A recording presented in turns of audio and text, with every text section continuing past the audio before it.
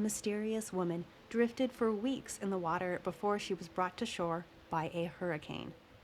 Mercilessly murdered and dumped in the ocean, she was weighed down to sink. But her journey defied the odds. Her body bobbed along with the waves until high winds and extreme weather pushed Jane Doe up to the edge of a small Florida island where she was soon discovered. She had no ID, but there were still many clues to her identity: her jewelry, her clothes, the specific timing of her disappearance, determined by her Timex watch.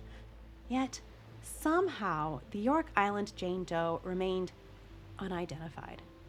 Even today, with advances in DNA, we have more clues, but the murdered Jane Doe continues to go unnamed.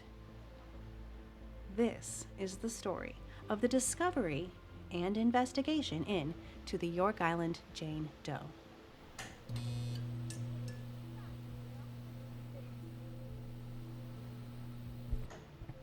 Early on the morning of Saturday, October 7th, 1995, three friends set out to go trout fishing together. The day was going to be warm, the sky clear, and the weather perfect for catching fish. There had been nearly a week of bad weather in the area, but now it had been 3 days since Hurricane Opal, a Category 4 storm, had made landfall, and the weather was finally right to go out on the boat. All day long, the friends fished for trout and redfish in and around St. James City, but they weren't catching anything. As a last-ditch effort, they decided to go see how the fish were looking at York Island. They'd had success there before, and it was getting to be past 2 o'clock in the afternoon, so the three agreed that this was going to be their last stop. York Island is a small, uninhabited island off the western coast of Florida. It's just south of Pine Island and a few miles north of Sanibel Island, where we are. York Island is pretty much completely covered in mangroves. No one lives there, and there aren't any buildings, but the waters around it are sometimes ripe with wildlife: fish, manatees, and birds. That is what the fishermen expected to find. But as the boat rounded the south side of the island, something else caught the eye of one of the men. Russ Weber, he spotted it first. Something white bobbing in the water about 50 feet off the shore, in a shallow area. He thought perhaps it was a weather balloon, and he asked his buddies if they thought maybe they ought to go check it out. As the group got closer, they could see what looked like a white tarp attached to a burgundy sleeping bag. The bag appeared to be slightly inflated, and when one of them nudged it, they could instantly smell the intense scent of decomposition. Clyde York, who had been driving the boat, reached out to touch one end of the bag. Got to the other end of it, which wasn't inflated at all. It was flat, and I reached over and I touched it, and as I did, I felt what felt definitely like a human foot. And Billy was right beside me, so I told Billy, I said, "Feel that and see what you think." And he felt it, and he said, "Oh," he says, "that's definitely a foot." The three men alerted authorities, who traveled by boat to investigate and retrieve the deceased woman's remains. Lee County Sheriff's Office forensics team pulled the unidentified woman's body from the water, and it was transported to the medical examiner's office. Jeff Rebon, Florida Marine Patrol investigator, told members of the media that all indications were that the death was not a result of a boating accident. And Lee County Sheriff John McDougal said that, quote, "There were no signs of gunshot or stabbing or anything like that. The body was badly decomposed," unquote. Despite no obvious signs of trauma to the unidentified woman, investigators were able to quickly rule her death a homicide. The sleeping bag had been tied in the center with a black nylon-type rope and weighed down by what appeared from above the waterline to be a cinder block, but turned out to be a battery. Deputies pored over area missing persons reports for matches to the Jane Doe's description.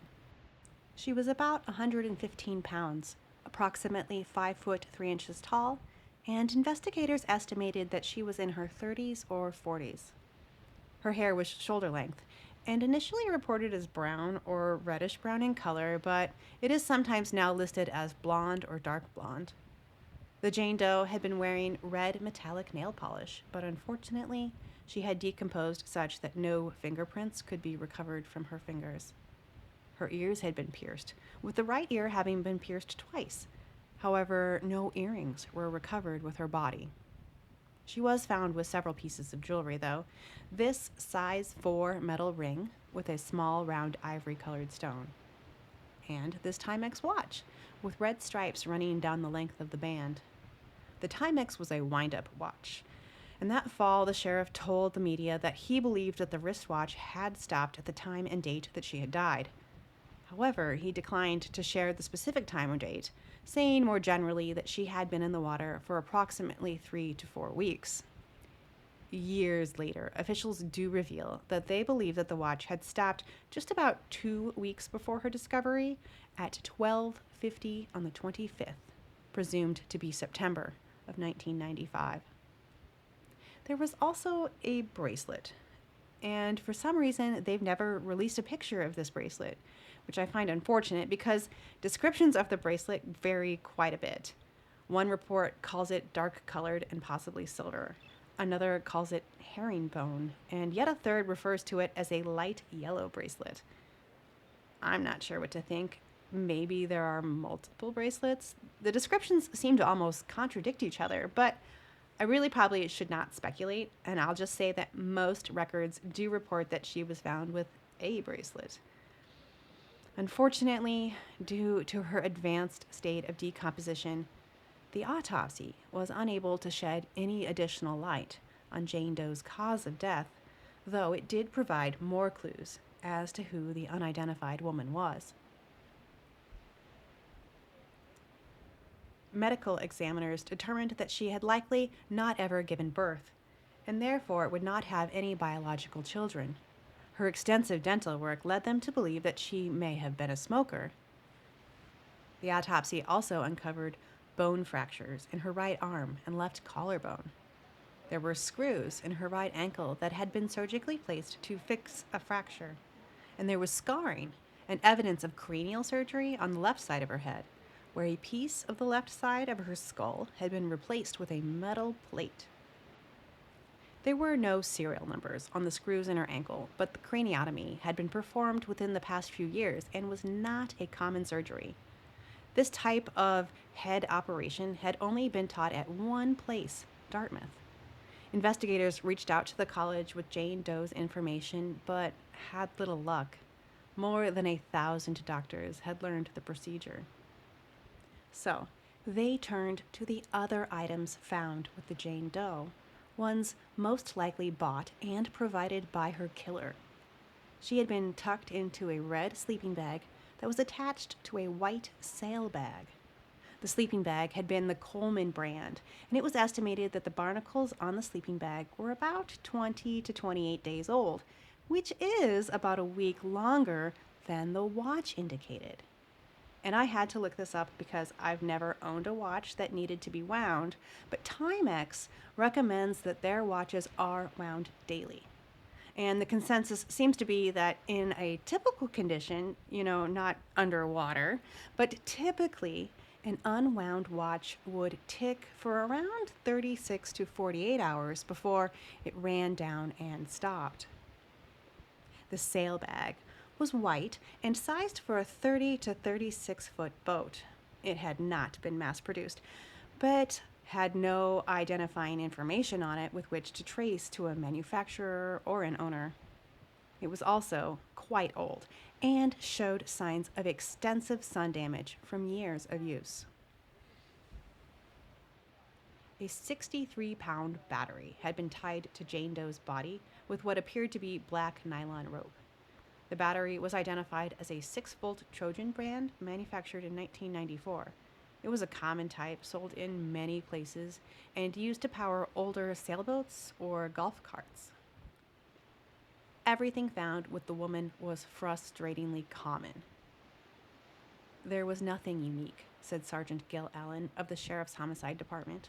Quote, the ring was smooth, the watch was common, the sailing bag was common, found on most sailing vessels. The sleeping bag was a common brand sold all over the country, unquote. The best clue to Jane Doe's identity appeared to be her shirt, a dark red V-neck scrub top that had been partially torn. It had a label on the back reading Charleston SC, VA Hospital, size medium. While there was a Department of Veterans Affairs Medical Center in Charleston, South Carolina, its name had been changed to the Ralph H. Johnson VA Medical Center in 1991, 4 years before her body had been found. In a press release, the Southwest Florida Crime Stoppers reported that there was no matches with any Charleston area hospital nor any VA medical facilities. However, over time, that must have changed because according to the Lee County Sheriff's Office podcast Seeking Closure, detectives determined that the scrub top was a type that had been issued to employees of the cath lab at the Charleston VA Medical Center. Detectives interviewed staff in the cath lab, and they reported that there had been an employee that had sort of disappeared. A young woman named Amanda had run off with the doctor and stopped coming into work. But Amanda had been in her 20s, younger than the estimated age of the York Island Jane Doe, and investigators soon learned that she had children. Because medical examiners had determined that York Island Jane Doe had never given birth, Amanda was eliminated from the list of possible matches. 3 months following Jane Doe's discovery, this clay bust was created in her likeness. Authorities announced that they believed her body had drifted a long distance, and the search for her identity was expanding beyond the state of Florida. Investigators hoped that entering Jane Doe's information into the FBI's national database would procure a match. However, it did not. A DNA sample was taken and compared against the DNA of missing persons that fit her description. However, no matches were made. As the years passed, the list of missing persons that didn't match Jane Doe's DNA grew. But that wouldn't stop investigators. Officials at the Lee County Sheriff's Office kept at it. In 2019, 24 years since her death, a team of forensic anthropologists created this updated electronic rendering of Jane Doe's appearance. In late 2020, they sent another DNA profile for genetic genealogy testing. And when the results came back, her profile showed relatives likely in South Carolina, including Charleston County, which is home to the VA hospital where her scrub top originated. The results also returned a high number of distant relatives in Orangeburg, South Carolina, a small town 75 miles northwest of Charleston. In 2023, the Sheriff's Office profiled Jane Doe's case in their podcast Seeking Closure, an episode that I highly recommend if you're interested in hearing more about this case. And then just last year, in March of 2024, this updated bust was created in York Island Jane Doe's likeness. Who was the mysterious woman? She met a terrible fate, stuffed into a sleeping bag without any pants, wearing a hospital work shirt. She was a hospital patient at one point, and maybe a hospital worker too. York Island Jane Doe was nobody's mom, but she was somebody's daughter. She was somebody's friend. Her life may be over, but her story isn't over yet. She's still waiting for her conclusion.